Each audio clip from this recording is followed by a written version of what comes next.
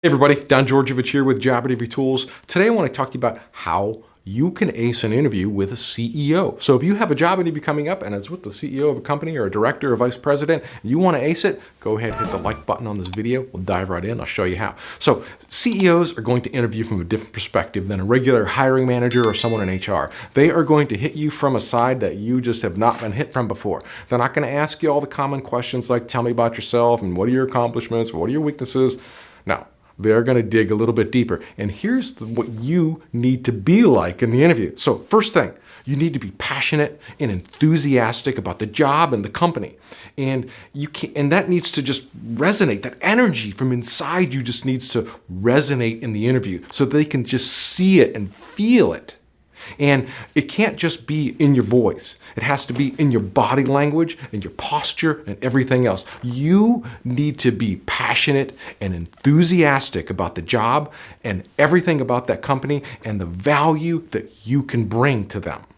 Most important, you want to show them that you are aligned with their company vision, that you understand them, and that you can make a difference. Number two, talk about related accomplishment. Don't just talk about your job description duties. You want to talk about things that you have done in your last job that are related to this position.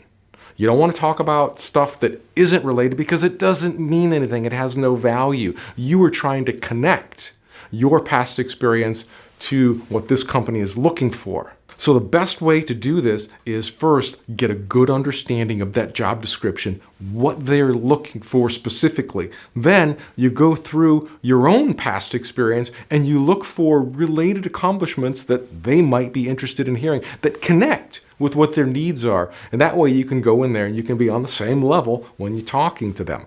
Make sense? All right, number three, understand the company and the job that you are applying to.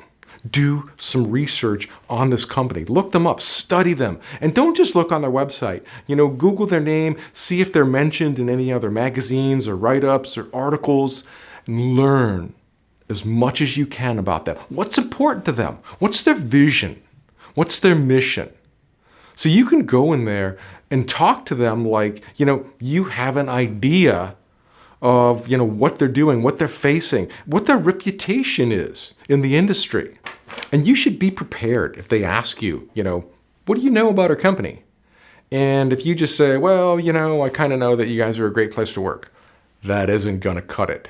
You're going to have to give them some meat that you understand and that you know and that you've read about them. And it would also help if you knew a little bit about the person that you were interviewing with. Look them up on LinkedIn and read that CEO's bio. Read all the places that they've worked. That way when you go in there, you can say, well, Mr. Jones, I see that you worked at General Electric 15 years ago. How did you like that? Or, why did you move from there to here? Little questions like that, engaging the person that you're interviewing with is another thing that they're looking for. And you're asking them about their own personal career choices. They're going to be happy to talk about that. People love talking about themselves, and they love it when people ask them questions about themselves. All right, moving on here. Number four, challenge them. Ask them questions that challenge them. Don't just sit there and answer all their questions. An interview is a conversation, and you want to challenge them on things. You want to challenge them on, the direction that they're going or, products that they have. Ask them about, failed products that they had. If they're a public company, they're probably in the news. So you can ask them questions about, why is your stock price so low right now? Or do you think you guys are going to recover from that? Push them, make them sell you on working there. That's really what an executive is going to expect from you. You need to challenge them to a point where, not that they're necessarily defending themselves, but they're kind of explaining themselves to you, and at the same time, they're trying to sell you on themselves. So if you're not pushing and challenging them and going into some rough waters with them, they're just going to think you're weak.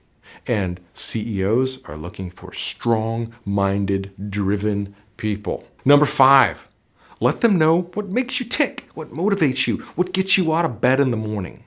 Let them know why you do what you do. Let them know that you're excited about your work, and not only that you're excited, but why you're excited, why it gets you out of bed in the morning, why you're passionate about it. Don't just say, oh, I love what I do. Dig deep and show them who you are, why you are, and how you've come to this point in your career. When you're interviewing with a CEO, you're interviewing for a leadership position.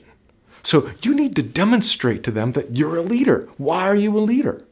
I mean, if you're going to lead 100 people, what's motivating you to lead those 100 people? I mean, those 100 people are going to look to you for leadership. So you're going to have to motivate them. And if you don't have anything that motivates you, or you can't express that, then you're not cut out for the C-suite. Make sense? All right, moving on here. Number 6, be a great conversationalist. Talk, engage, show them that you're interested in what they do. You're interested in that individual. You're interested in their vision, their mission, their people, and everything about them. And talk to them humanly. Don't just think this is an interview where you're going to sit there and answer all of their questions. Engage them back. Talk to them, having a meaningful conversation. Show them that you can carry on a conversation with them. Show them that, they can challenge you and you can challenge them back. When you first go into the company, strike up a conversation with the receptionist. Strike up a conversation with maybe, the human resources director or anybody else that you meet along the way. Because all of those people are going to weigh in on the decision to hire you. And if they think you're a great conversationalist and you're interested in other people and you're talking, that's going to help them gauge as to whether you're going to be a fit around here. And I can pretty much assure you that the person who goes in there and doesn't say anything and just holds everything they have to say until they get into the interview, those people kind of come across as a little bit flat. And you want to show them that you are willing and openly and engaging and conversing with other people. And that's how people get to know you. I mean, when you start talking to all these other people, they're like, oh, that Don guy, he's so nice. He was so pleasant. He was asking about me. He was asking about my office, whatever. That's how you win with the CEO. Number 7, culture fit. I mean, you can have all of the experience in the world. You can be the perfect match. You can have everything they need. But if you don't blend or gel with their culture, you're out. And there's a reason for that. If you're not going to fit in with their culture, that means that there's just one tiny piece about you that isn't quite right. That means you're not on the same page as all of these other people. And chances are, if they bring you in, that you're not going to understand the people that already work there, and they're not going to understand you. And they're going to have this kind of, this mismatch there of management and employees. And that doesn't work. So culture fit is everything. You need to be aligned with who they are, where they're going, and you need to believe in it. You need to believe in their mission, their goals, whatever they are. You need to be passionate about that. And we've already covered passion in one of these other ones. And if you notice, a lot of these different steps, there's a little bit of overlap in each one that carries on to the next. Last one here I have here is number 8. CEOs are going to hire the least risky candidate. That's right, the candidate who poses the least risk to the organization. Not the most qualified, not the most experienced, the one they think that can get the job done, the most talented individual that they think can do the job that also poses the least risk. I mean, think about it. If they bring you into the company and you're not, 100% culture fit, other people who are working with you might not like to work with you because you're not on the same level. If you're not on the same level, they might leave. They may like, oh my gosh, I don't like this new Don guy, this new vice president. He's such a jerk. He doesn't understand us. And then those people, their own high-performing A players, end up quitting. So that's why a CEO is going to hire the least risky candidate, the one who poses the least risk to the organization, the mission, the vision, and the people who already work there.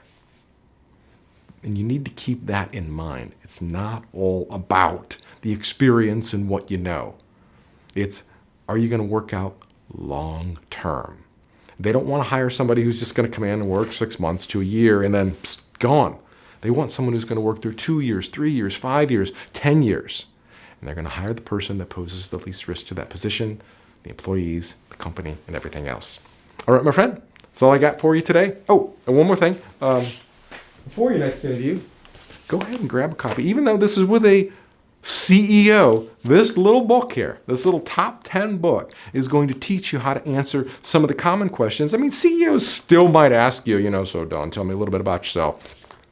But they're not going to ask you necessarily all of these questions, but learning how to answer these questions is going to help you in the interview answer other questions that they ask. It's going to kind of give you the right framework to use in your answers. All right, so you can get that free book from jobinterviewtools.com/top10. Now, if you like what we're doing here, you like this video, you like this channel, please subscribe to my channel and like this video, and I'll see you in the next video. Bye now.